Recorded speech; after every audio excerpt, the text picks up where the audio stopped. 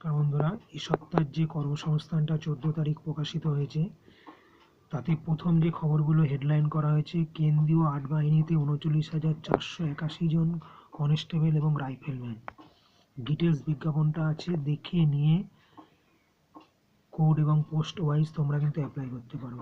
পাশাপাশি একটা এমসি 100 জন নার্স, এরকম একটা নিউ দিল্লি অল ইন্ডিয়া ইনস্টিটিউটভাবে বিজ্ঞাপন প্রকাশ হয়েছে। আর একটা বিজ্ঞাপন প্রকাশিত হয়েছে নিউ ইন্ডিয়া অ্যাসুরেন্সের তরফে বীমা সংস্থায় 170 অফিসার, অর্থাৎ ইউ অফিসার।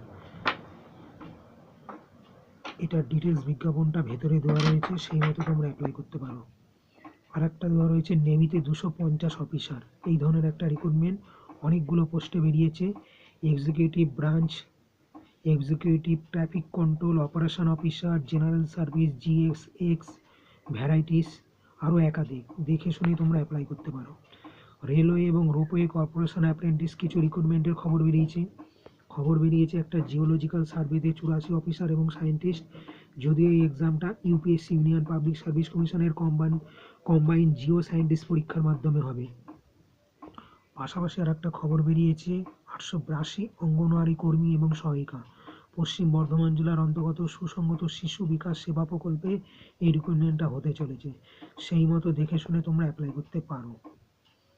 চ্যানেলটা ভালো লাগলে দেখো, লাইক করো, শেয়ার করো এবং সাবস্ক্রাইব করো। অবশ্যই ওপিনিয়ন জানাও এবং কমেন্ট করো।